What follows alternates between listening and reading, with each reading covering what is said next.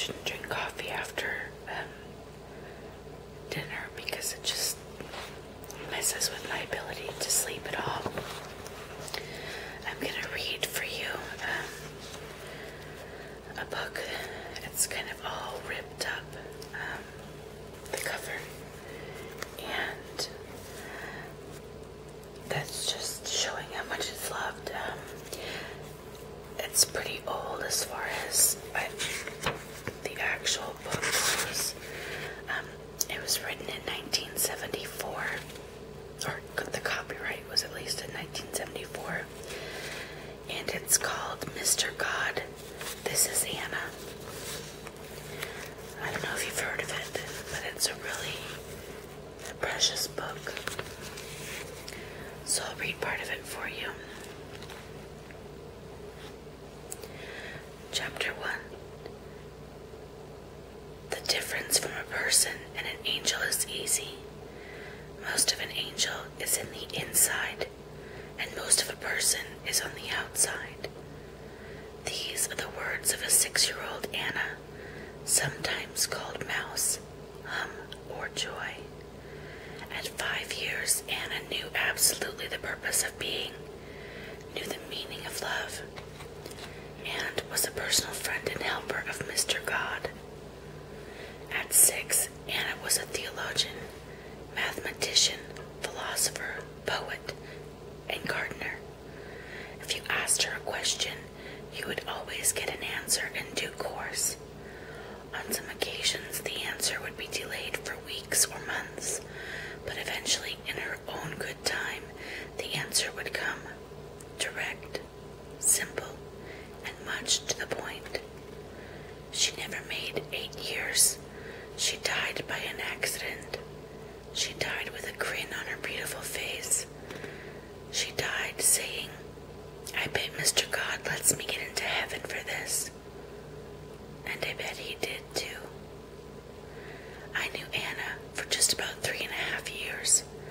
Some people lay claim to fame by being the first person to sail around the world alone, or to stand on the moon, or by some other act of bravery. All the world has heard of such people. Not many claim to have heard of me, but I, too, have a claim to fame, for I knew Anna. To me, this was the high peak of adventure. This was no casual knowing. It required total application. For I knew her on her own terms, the way she demanded to be known, from the inside first. Most of an angel is in the middle, and this is the way I learned to know her, my first angel. Since then I have learned to know 2 other angels, but that's another story. My name is Finn. Well, that's not quite true. My real name doesn't matter at all. That much, since all my friends call me Finn and it stuck. If you know your Irish mythology, you'll know that Finn was pretty big. Me too.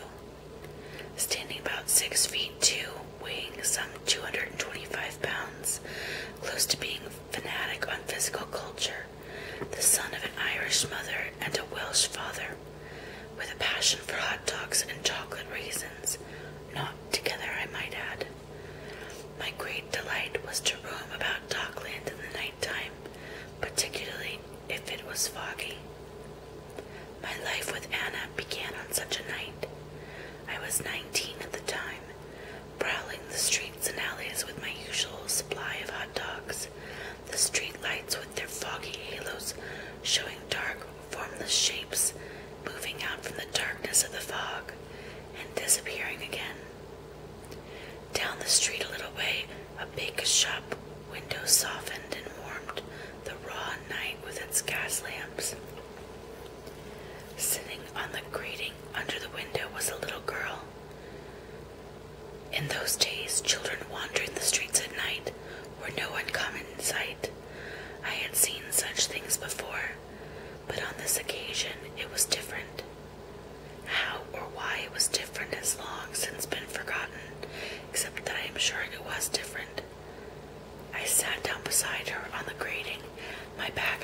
shop front. We stayed there about 3 hours. Looking back over 30 years, I can now cope with those 3 hours, but at the time I was on the verge of being destroyed. That November night was pure hell. My guts tied themselves into all manner of complicated knots. Perhaps even then something of her angelic nature caught hold of me. I'm quite prepared to believe that I had been bewitched from the beginning. I sat down with, "Shove up a bit, Tidge." She shoved up a bit, but made no comment. "Have a hot dog," I said. She shook her head and answered, "It's yours." "I got plenty. Besides, I'm full up," I said. She made no sign, so I put the bag on the grating between us. The light from the shop window wasn't very strong, and the kid was sitting in the shadows, so I couldn't see what she looked like, except that she was very dirty. I could see that she clutched under one arm a rag doll, and on her lap a battered old paint box. We sat there for 30 minutes or so in complete silence. During that time I thought there had been a movement of her hand toward the hot dog bag, but I didn't want to look or comment in case I put her off. Even now I can feel the immense pleasure I had when I heard the sound of that hot dog skin popping under the bite of her teeth. A minute or two later she took a second, and then a third.